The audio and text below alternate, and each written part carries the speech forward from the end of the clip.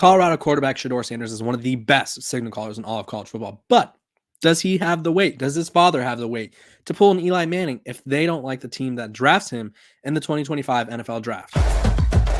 You are Locked On Buffs, your daily podcast on the Colorado Buffaloes. Part of the Locked On Podcast Network, your team every day.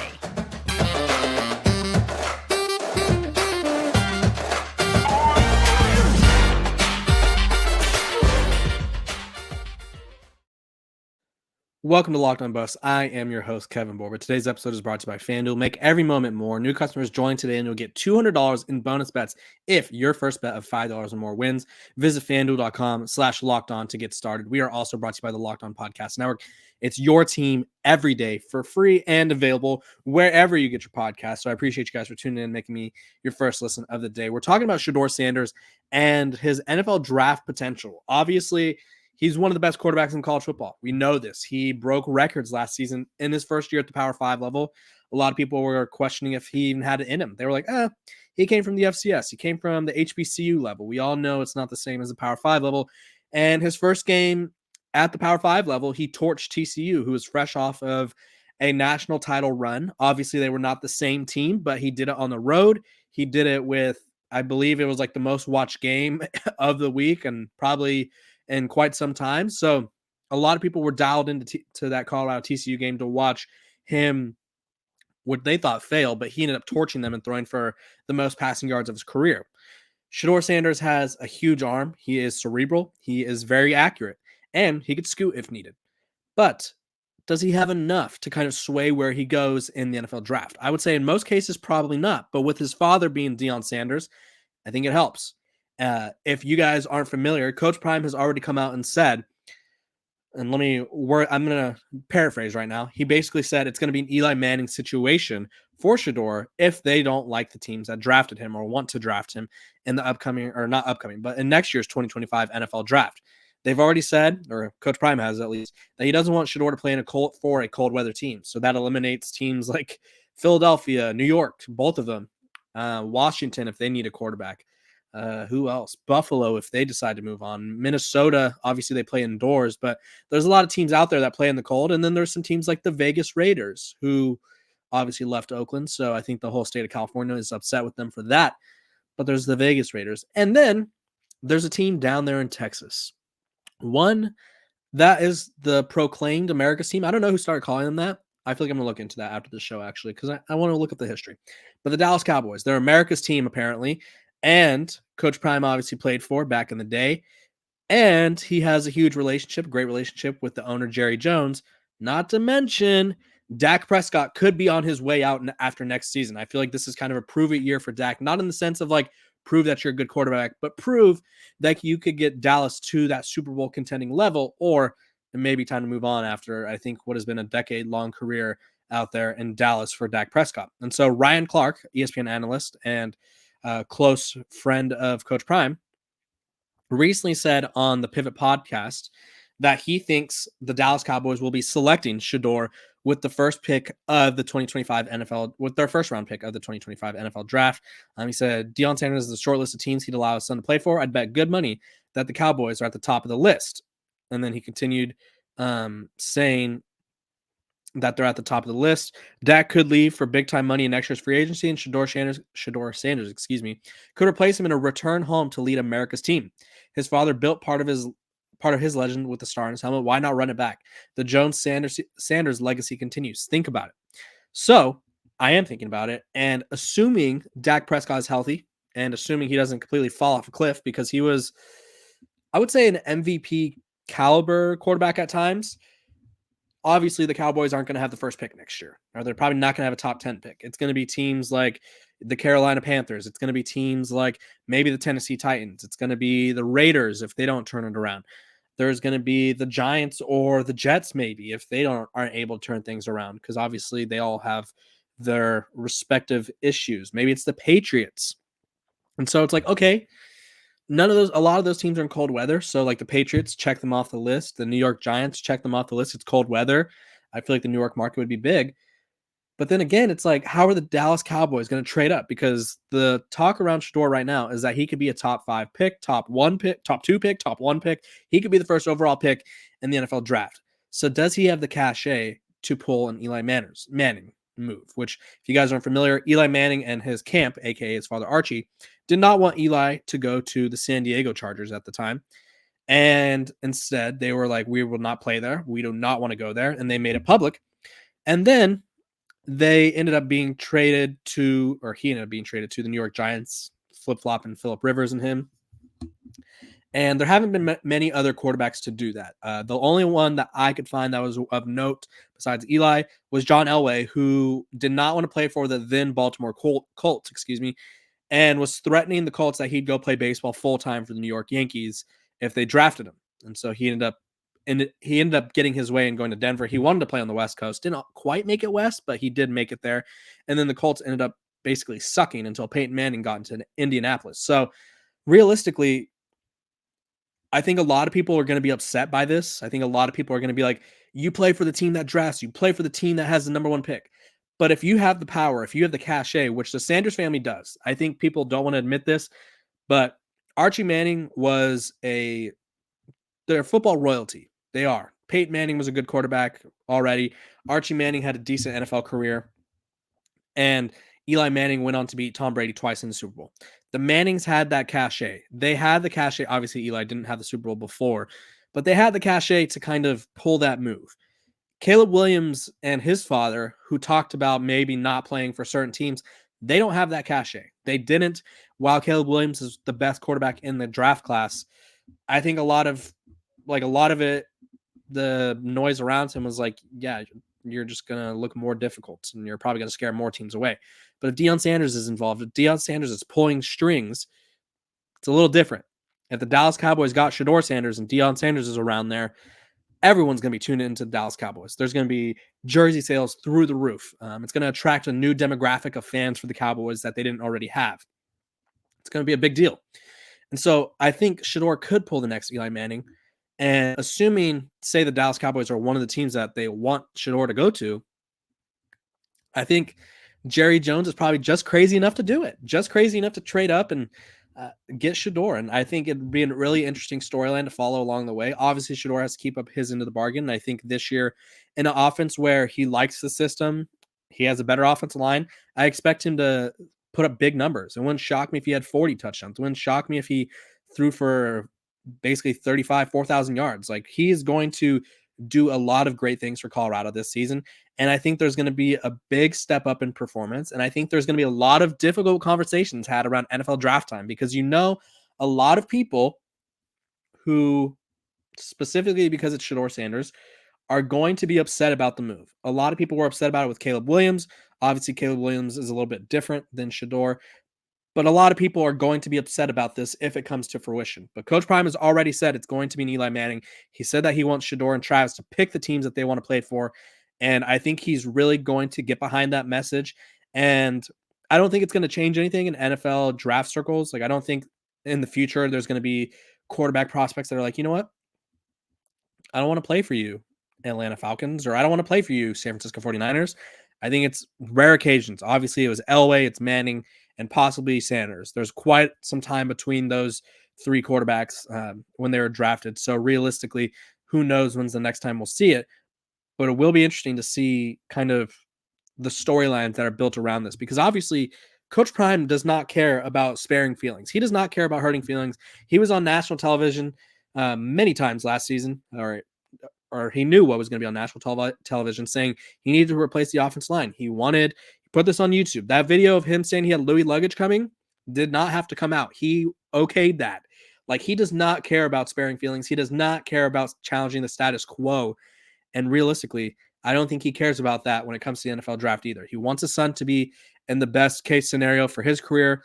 He wants to make sure that Shedeur has the best NFL career possible. And what better way of doing that than getting him in a franchise? While the Dallas Cowboys haven't won a Super Bowl in quite some time, they are one of the more solidified, more respected franchises in the NFL. So if you got the power to push that, go ahead and push it because obviously not everyone can control that. So you guys comment below which team you think Shedeur Sanders will be drafted to. Does he have the power? Does Coach Prime have the power to get him where he wants him? You guys comment below. Let me know what you think. When we come back, we're going to be talking about what Greg McElroy had to say about the Colorado Buffaloes. But first, a word from our sponsors over at FanDuel. If you guys want to get in on all of the fun action, go check out FanDuel. The sports calendar is loaded, and FanDuel is making it even more exciting to get in on the action because right now, new customers get $200 in bonus bets with any winning $5 bet. That's $200 you could bet to you. You can use to bet the tourney, MLB, NBA, NHL, and so much more. If I were you and you wanted to win a quick, easy fiver, or if you want to get your $200 off of your quick, easy fiver, go look at the NBA and go check out the Washington Wizards. Whoever they're playing, probably going to beat them. The Washington Wizards are one of the worst teams in NBA history. Same thing with the Detroit Pistons. Just fade the Pistons, fade the Wizards, and you'll probably win. Go check it out. That's $200 you could use to bet the tourney, MLB, NBA, NHL, and so much more. Visit FanDuel.com/lockedon and make your first bet a big win. FanDuel is America's #1 sportsbook. Welcome back to Locked On Buffs. Appreciate you guys for tuning in and making me your first listen of the day. We're free and available wherever you get your podcast. Make sure to like, subscribe, follow, give me those 5 stars and all that in between. We are talking about Greg McElroy's expectations for the Colorado Buffaloes. And there are some interesting notions out there about Colorado next season, but I think Greg is handling it quite well. I think he has seen it from the lens of like Colorado really was close to being a bowl team. He acknowledged what Coach Prime said, that they were about 7 or 8 points away from being a 7 to 8 win team, which is true. They make a field goal against Arizona, they win. They don't blow a 29-point lead against Stanford, they win. That Utah game was close. That's 3 wins right there. And all of a sudden they're 7-5. What's another game I'm missing? UCLA was a close one. Oregon. Oregon State had close moments. So like this Colorado team really was on the brink of being better than they should have been last year. That roster just wasn't where it needed to be. But he did talk about he talked about a lot of the talent. He said, you also think too, and I thought this quote was telling from Deion Sanders. Last year we were 7 points away from 7 or 8 more wins. We just didn't know how to win. We got our butts kicked twice. Several of those games we could have won. We could have definitely been a bowl team. We made noise, but now we're going to make some sounds. That's what Coach Prime said. And then Greg said, that's great. Yes, you were very close in several games. The Stanford game comes to mind, a few others down the stretch where I thought they played a little bit better on the defensive side, but we've heard that before. How many times have we said in the last few years, well, Nebraska lost a lot of close games. That thing's going to flip, but close losses don't always flip into wins the following year. But he did say, while I think the Buffs will be better, the hype is probably going to have them in the preseason top 25. It will have them as a fringe dark horse college football playoff contender. And I don't think that's likely. I think they will make some noise. I think they'll be an exciting team to watch, but I think 6, 7 wins would be a great step in the right direction for Deion here in year number 2. And I think part of what he's saying is right. I think there's going to be a lot of buzz around Colorado. I genuinely think there will be. I don't think they're going to get that top 25 preseason top 25 nod by the AP poll. I don't. Because as soon as they lost to Oregon, which obviously was a very ugly game, they fell out. And realistically, I think a lot of people are going to be in prove-it mode. I think Colorado is going to have to win 3 or 4 their first 4 games. Like I think they have to start off 4-0, 5-0 to be ranked. I really do. That'd be my projection. I think I've been saying 6 or 7 wins. I think I've been more along the lines of 7 and 8, though, if I remember what I've been thinking correctly. It's hard to remember what's going on up here. There's a lot. But I do think that college football is stepping into a path where this Colorado team is going to be the most hated team in college football, probably, or one of the most hated teams. Teams get up for them. It reminds me, and I'm not saying they are this team. I'm not saying it. It reminds me of Texas, though. Even when Texas sucked, even when Charlie Strong was the head coach, teams wanted to beat the living you-know-what out of Texas. People celebrated, like when Kansas beat Texas, they celebrated like it was their Super Bowl. That Texas team was terrible. They were 5-7. Like people were celebrating like, oh my gosh, Kansas beat Texas. It's crazy. And it's like, yeah, that Texas team is terrible. Charlie Strong is going to get fired in a few hours. Like, what is the deal here? And I think it was the same thing with Colorado last year. It was clear after probably the USC game, maybe the Arizona State game a little bit too, because they struggled so much against that Arizona State team. definitely clear after that Stanford game, that Colorado team was not going to be contending for anything. It was obvious.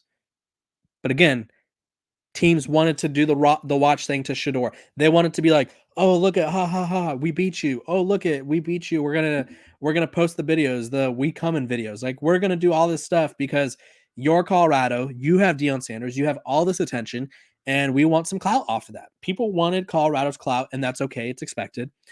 But I do think that there's going to be a lot of unnecessary buzz from people around this team. And I think realistically, going into the season, fans should just be like, let this team figure it out in the first couple games. Obviously, I think it's going to be difficult to kind of feel your way through North Dakota State and Nebraska.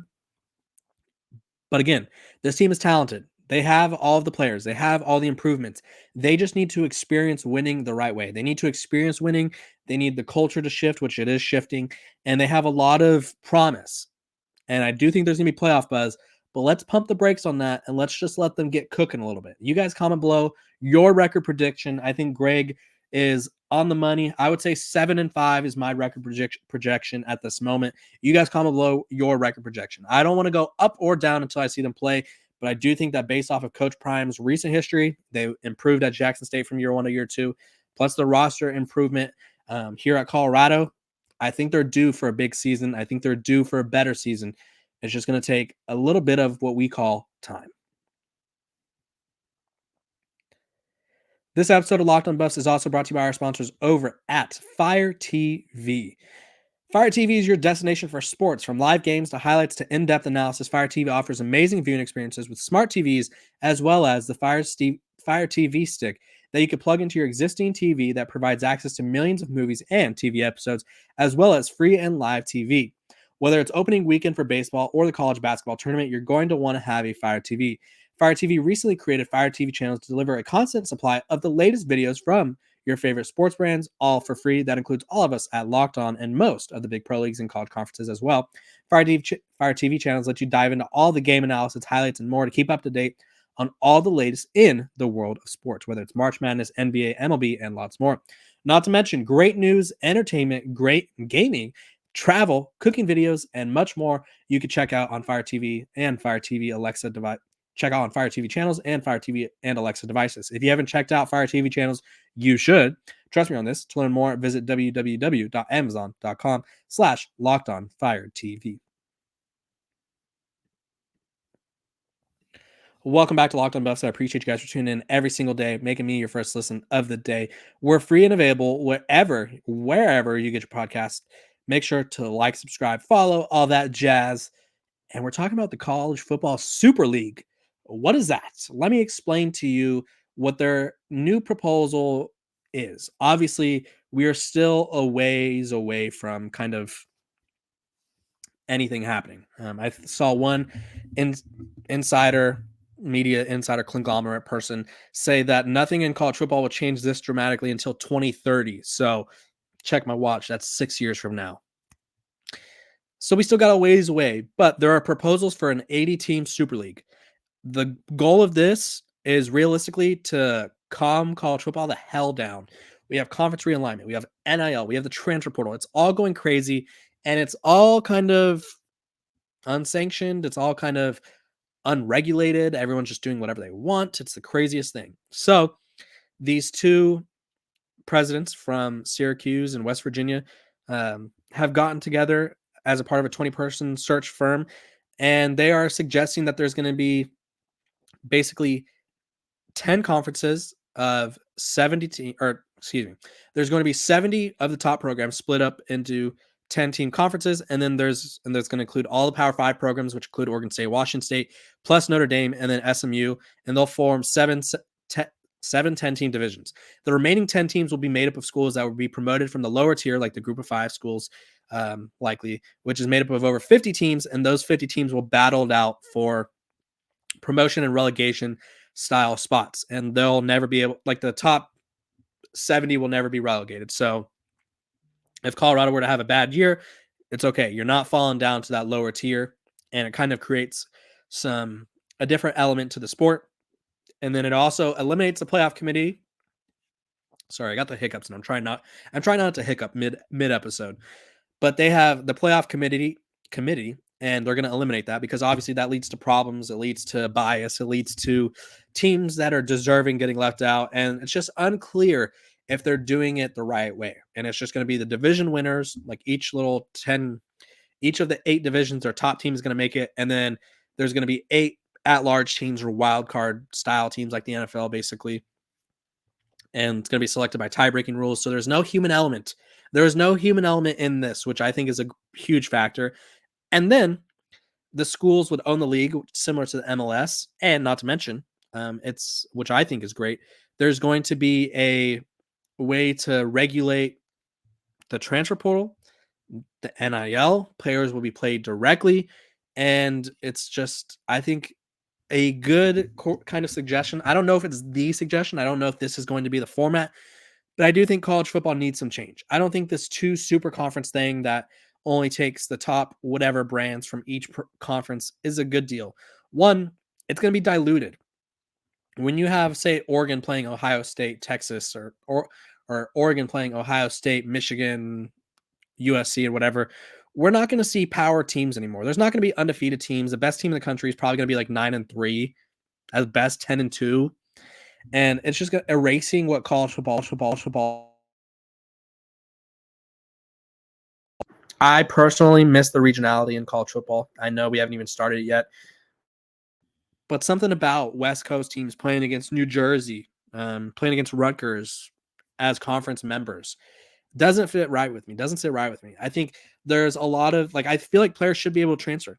I also think players, and really the sport as a whole, I think players need to be compensated by the schools. I think all the NIL stuff is getting too tricky. Like, people, it doesn't make sense. Why are we giving money to guys who aren't proven? Why are we letting players be bribed away from other schools? There's just so much stuff that's happening, and it's really taking away from the great sport that we love. And I think there needs to be some change. I don't know if the Super League is like the end all be all, but I do think it'd be interesting to see where the college football landscape goes in the next few years, because obviously we need some change. You guys comment below if you guys support the Super League or if you think that we should just roll with it as it is. I think I guess there's there's arguments for every side. I appreciate you guys for tuning in every single day to Locked On Buffs, making me your first listen of the day. Free and available wherever you get your podcasts. Make sure to like, subscribe, follow, all that jazz. Make sure to tune in tomorrow, because let me tell you, I have a great one in store for you. The 2 fellas over at Buff Prime joined the show. We got T-Cal and CD DeFan joining the show. We had a great chatter about BJ Green, Shedeur Sanders, what Colorado needs to improve on, 10 wins and more. It's going to be a great one. You guys won't want to miss it. See you guys tomorrow.